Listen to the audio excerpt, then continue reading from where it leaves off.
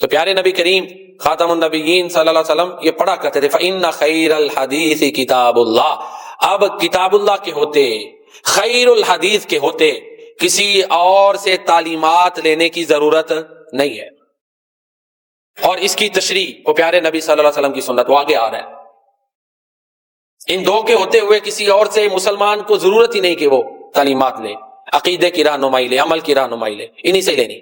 وخیر الہدی ہدی محمد صلی اللہ علیہ وآلہ وسلم. اللہ اکبر.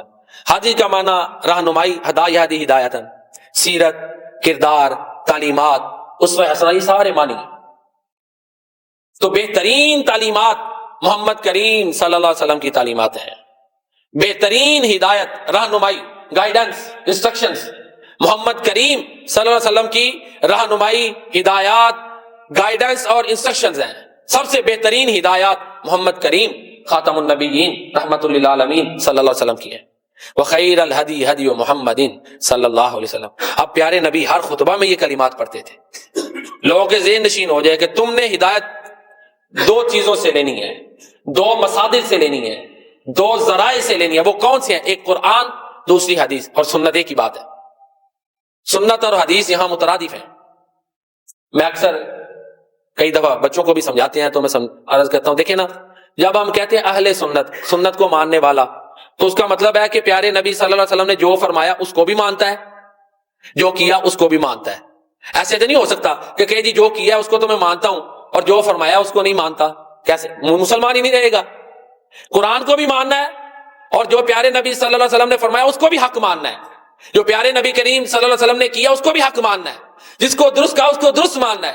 جس کو آپ خاتم النبیین رحمت للعالمین صلی اللہ علیہ وسلم نے غلط کہا اس کو غلط ماننا ہے. تو یہ سنت کہہ لیں، حدیث کہہ لیں، ایک ہی بات ہے. اہل حدیث کہیں گے یا اہل سنت، مطلب ایک ہی ہے. آگے ہمارے ہاں چونکہ اساتذہ الگ الگ ہے، سیکھنے کے کچھ اصولوں میں ہے، وہ الگ بات ہے. باقی بیس سب کی ایک ہے، نظریہ بنیادی ایک ہے. حدیث اور سنت یہاں ایک معنی میں ہے. مسلمان ہی تب ہوگا جب قرآن کو مانے گا، جو پیارے نبی صلی اللہ علیہ وسلم نے فرمایا اس کو مانے گا، جو پیارے نبی کریم صلی اللہ علیہ وسلم نے کیا اس کو مانے گا، جس کو پیارے نبی کریم صلی اللہ علیہ وسلم نے درست کہا اس کو درست مانے گا، جس کو آپ خاتم النبیین صلی اللہ علیہ وسلم نے غلط کہا اس کو غلط مانے گا. یہ جو چار چیزوں پر ایمان رکھتا ہے وہی اہل سنت ہے، وہی اہل حدیث ہے. ایک ہی بات ہے. میرا خیال ہے میری بات واضح ہو گئی، سمجھ آ گئی ہوگی. تو بہترین ہدایت پیارے نبی کریم صلی اللہ علیہ وسلم کی ہدایت ہے، کیونکہ اللہ نے آپ کو ہادی بنا کے بھیجا. اللہ فرماتے ہیں انک لتہدی الی صراط مستقیم، بے شک ہے نبی آپ سیدھی راہ کی طرف رہنمائی کرتے ہیں.